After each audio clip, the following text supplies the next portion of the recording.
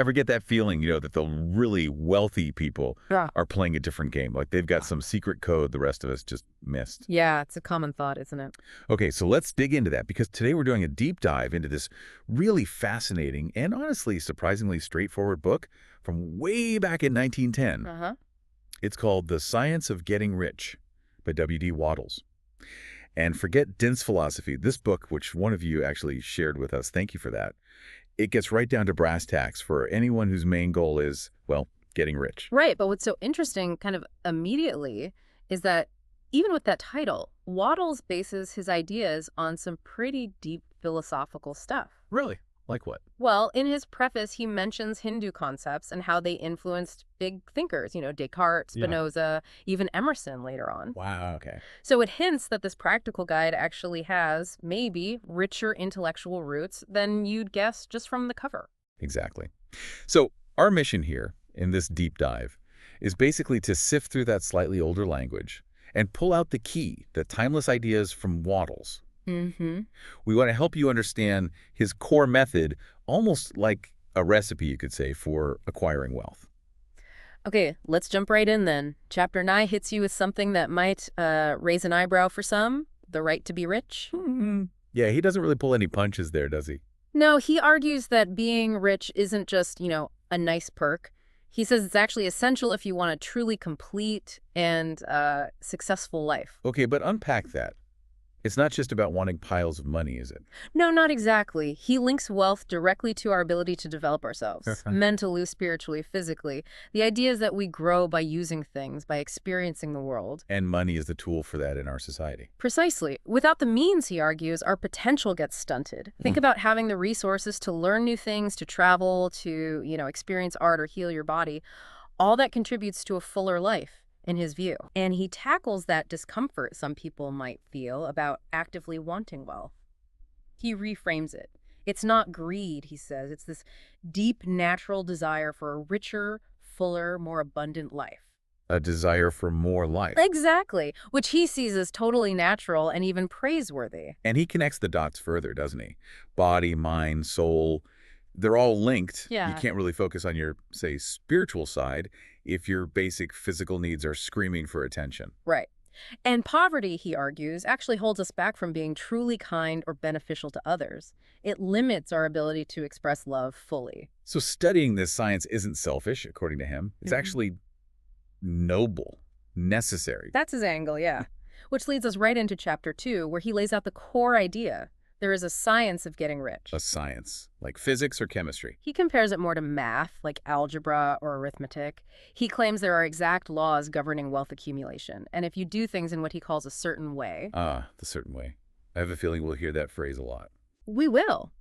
He says if you follow this certain way, getting rich isn't just possible, it's a mathematical certainty. Okay, that's a pretty huge claim. How does he back that up? Well, he starts by knocking down common assumptions, like environment isn't the key factor. You see rich and poor people living right next to each other, right? Sometimes doing similar work. Sure. And it's not just about raw talent either. We all know incredibly talented people who struggle financially, while others, maybe less obviously gifted, build fortunes. Yeah, that happens. So his point is, the rich aren't necessarily smarter or more talented. They've just stumbled upon or figured out this certain way and are using it. He also takes on the idea of saving, right? Yeah. Being super frugal isn't the whole story either. Exactly. Plenty of very careful savers stay poor, while some big spenders get rich.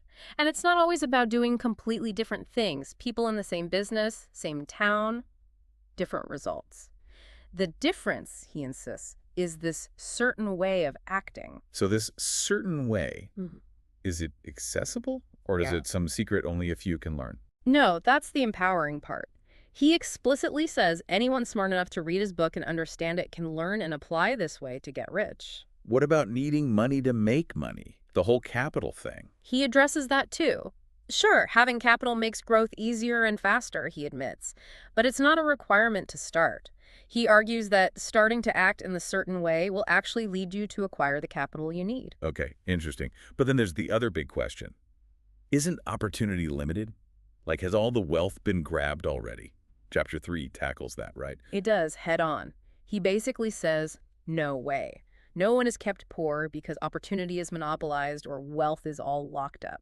But what about established industries? Like he Yeah. mentions the railroads back then were pretty much sewn up. Yeah, he acknowledges some fields are harder to break into. But his point is that new opportunities are always emerging. He uses the example of electric railways just starting up then. And even looks ahead to things like aerial transportation. Exactly. It's about seeing where the tide of opportunity is flowing. Back then, he thought it was moving towards agriculture and related industries in the U.S. What about the working class? Does he think they're just stuck? He suggests they're not necessarily held down by masters or corporations, but more by not yet knowing or using this certain way. He implies there's potential for collective uplift if people adopt these principles. And he gets really optimistic about resources, doesn't he? Almost wildly optimistic. He really does. He paints this picture of incredible abundance, like enough building materials in the U.S. alone for a palace for every single family, enough potential in the soil to feed and clothe everyone on Earth luxuriously. Wow. Where does he think all this abundance comes from? This leads him to introduce a key concept, formless stuff, or a rigid substance. Formless stuff. Okay, that sounds a bit out there. What is it? Cosmic jello. Huh, not quite. Think of it as the fundamental raw material of the universe. But here's the twist. It's not just passive stuff. It's thinking substance. Thinking substance. Yeah. It's intelligent, it's responsive, it's the source of everything, and crucially, it's inexhaustible and always trying to express more life, meet human needs. So poverty isn't because there isn't enough stuff to go around. Exactly. He argues individual poverty comes from not aligning with this substance, not working with it according to this certain way. Okay, that sets the stage perfectly for Chapter 4, the first principle. Sounds important. It is. This is foundational. He states very clearly that thought is the only power capable of taking this formless substance and turning it into tangible riches. Thought creates wealth. How? Remember, he believes this substance thinks. So a thought of a form held within this substance actually produces that form in the physical world.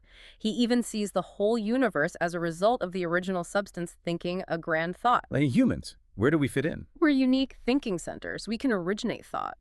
But, he argues, most of human effort has just been about moving existing forms around with physical labor. Instead of creating new forms directly from the substance. Well, precisely. Instead of consciously impressing our own thoughts onto the formless substance to cause creation. Okay, so what are the key takeaways from this chapter? He lays out some propositions, right? He does. 3 fundamental ones. First, there is a thinking stuff from which all things are made, permeating everything. Got it. Second, a thought in this substance produces the thing imaged by the thought, like a blueprint causing the building. Makes sense in his framework. And third, the crucial one for us. We as humans can form things in our thought, and by impressing that thought onto the formless substance, we can cause the thing we think about to be created. So it all comes back to thinking, but not just any thinking. Right, it has to be thinking in that certain way. Yeah. Because our actions, he says, are just the direct result of how we think. And what does thinking what you want to think mean here? Is it just positive thinking? It's more specific. It means thinking truth, regardless of appearances. Focusing on the underlying reality of abundance and potential, even if your current bank account looks grim. It means deliberately choosing thoughts of wealth, not poverty. That sounds hard. Maintaining that focus when things look bad. He acknowledges it takes real mental discipline. Sustained, focused thought isn't easy, but he hammers home those 3 propositions as the absolute starting point. You have to believe them deeply and actively reject any conflicting ideas about scarcity or limitation. Okay, belief is step 1. Yeah. What about objections? Like, doesn't focusing on getting rich conflict with, say, religious or spiritual values for some people? Chapter 5 tackles this, right? It does. He directly addresses potential religious objections. He basically says that the intelligent substance, which he equates with God, wants increase for everyone. It desires more life, fuller expression. So God wants you to be rich. According to Wattles, yes, or at least wants you to have everything you need and can use for the fullest possible expression of life. The desire for riches isn't seen as base materialism. But as life itself seeking fuller expression through you. Exactly. It's the capacity for a larger life pushing outwards. It aligns with the fundamental impulse of all life to live more, grow more, be more. So the purpose isn't just luxury or showing off. No, the purpose is to fulfill all your functions, physical, mental, spiritual. Having the means allows for that complete development. And importantly, your personal aim for more life needs to harmonize with the universal purpose. More life for all. Which leads him to that critical distinction, creation versus competition. Right. This is huge for him. You're not supposed to be fighting over a limited pie. Your goal is to create new wealth from the formless substance. Wow. By using your thoughts, your vision. He believes the intelligent substance can provide for you without taking anything away from anyone else. There's enough for everybody if we operate creatively. What about people who do get rich competitively? The plutocrats he mentions. He acknowledges they exist and get rich through competition, but he sees their role as maybe a temporary phase in industrial evolution. And he suggests their personal lives are often, well, lacking true fulfillment. So the focus should always be on the infinite supply, the formless stuff. Yes. Not the visible supply, which always looks limited. Focus on the limitless riches and the formless. Okay, so we're thinking, right, focusing on creation. How do the riches actually arrive? That's chapter 6, isn't it? How riches come to you. Yes. And one key point here is about how you interact with others. He advises against driving sharp bargains. Meaning you should always aim to give more in use value than you receive in cash value. Your product, your service should be worth more to the buyer than the money they pay. Create value. That applies to employers too. He touches on that. While a business naturally takes in more cash than it pays in wages, he suggests truly successful, sustainable businesses should be set up to allow employees to advance, to increase their own lives as well. It's about uplift, not just extraction. So the actual manifestation. Right. How does it work? Do things just appear? Not exactly like magic, no. Riches originate in the formless substance, which is everywhere, yes. But they come to you through established channels of trade, commerce, and, crucially, the actions of other people. People are involved? He believes the supreme intelligence influences people, consciously or unconsciously, to perform the actions necessary to bring your desires to you. He uses a sewing machine example. Oh yeah, tell us that one. If you hold the clear thought of wanting a specific sewing machine, with faith, the universe conspires. Maybe it influences a manufacturer, a shipper, a retailer, maybe someone tells you about a sale. The necessary human actions are orchestrated to bring it to you. So desire and faith are still paramount. Absolutely critical. You need the clear desire, the mental image, and that unwavering faith that it's coming.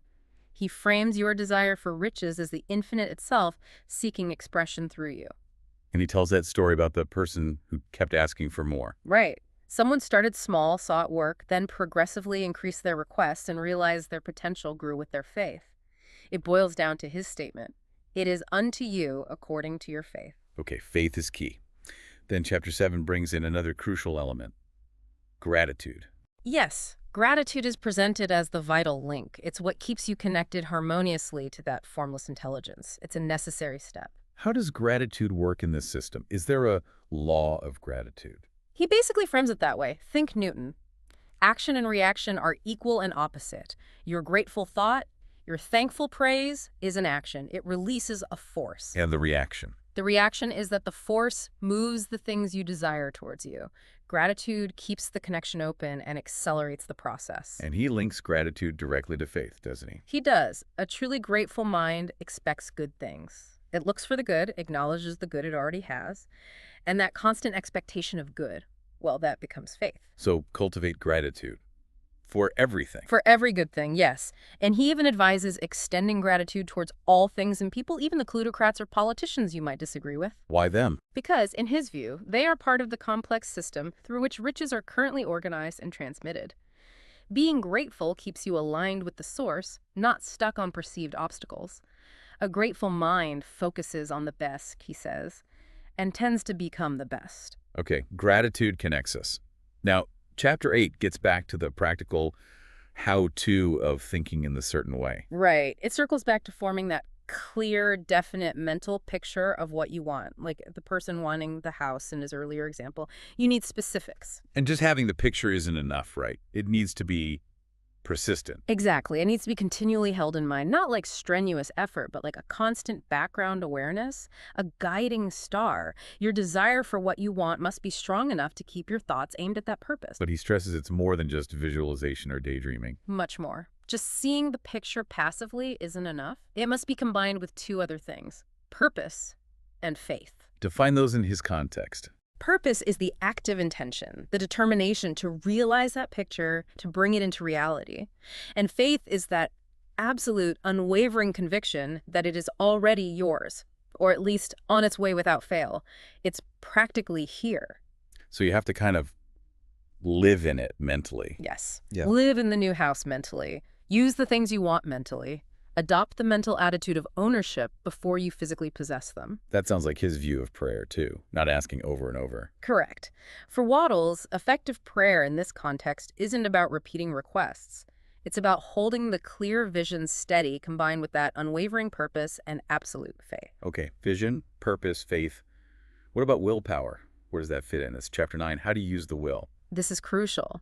He says your willpower should only be applied to yourself. To yourself. How? To make yourself think the right thoughts and act in the certain way, it's about self-discipline, controlling your own mind and actions. So you don't use willpower on other people or on the formless substance.